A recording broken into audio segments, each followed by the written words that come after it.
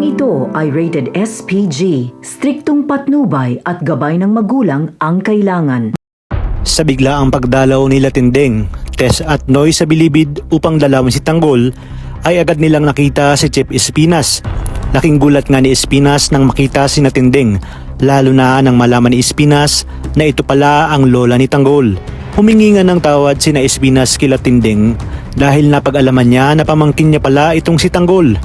Samantala, sinabi nga ni Tinding kay Dolores kung kumusta na umano ang kanyang apo si Tanggol. At hindi naman agad nakasagot itong si Dolores sa tanong ni Tinding sapagkat sa mga oras na yun ay hindi pa nga bumabalik si Tanggol kasama ni Bubbles. Maya-maya pa ay nag-alibay na lang si Dolores na nakabartulina umano ang grupo ni Tanggol sapagkat nasangkot ito sa isang riot sa loob ng selda. Kaya naman ipinasok nila umano sa Bartolina ang mga ito kasama ang kanyang mga kaibigan. Iginit ni Chip Espinas na bumalik na lang umano si Tinding kapag tapos na umano ang parusa kina Tanggol at sa mga kaibigan nito.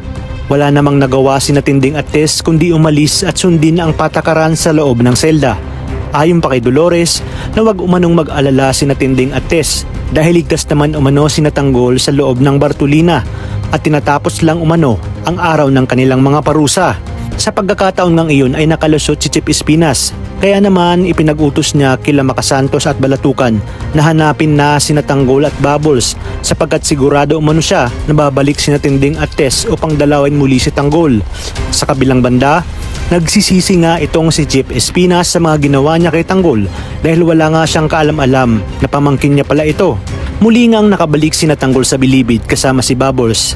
Agad siyang kinausap ni Chip Espinas at sinabi niya dito ang buong katotohanan na pamangkin niya itong si Tanggol sapagkat kapatid niya umano ang nanay Tess nito na matagal nang nawalay sa kanya. Laking gulat nga ni Tanggol nang marinig niya ang mga sinabi ni Chip Espinas. Ayon kay Espinas na hindi niya alam na pamangkin niya pala ito. Kung hindi pa umano dumalaw ang kanyang nanay Tess at lola Tinding ay hindi niya malalaman na pamangkin niya si Tanggol. Sa kabilang banda, nakiusap naman si Tanggol kay Chip Espinas na kung maaari ba umano nadalawin niya ang kanyang pamilya sa Quiapo.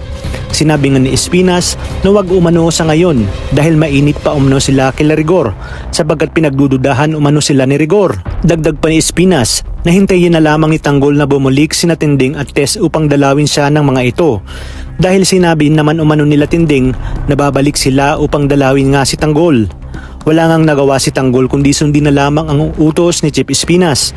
Ngunit hindi ito mangyayari dahil mapapang-abot sina Rigor, Tinding at Tess papuntang Bilibid. Agad na hinarang ni Rigor sina Tinding at Tess na wag tumuloy dahil mahigpit niya ngang ibinilin na walang sino mang ang dadalaw kay Tanggol. Naroroon lang umano siya para kumpirmahin na hindi nga si Tanggol ang kanilang nakaengkwentro. Sakto rin na sa pagdating ni Rigor ay nakabalik na sina Tanggol at Bubbles kung kaya't mawawala na ang hinala nila kay Espinas.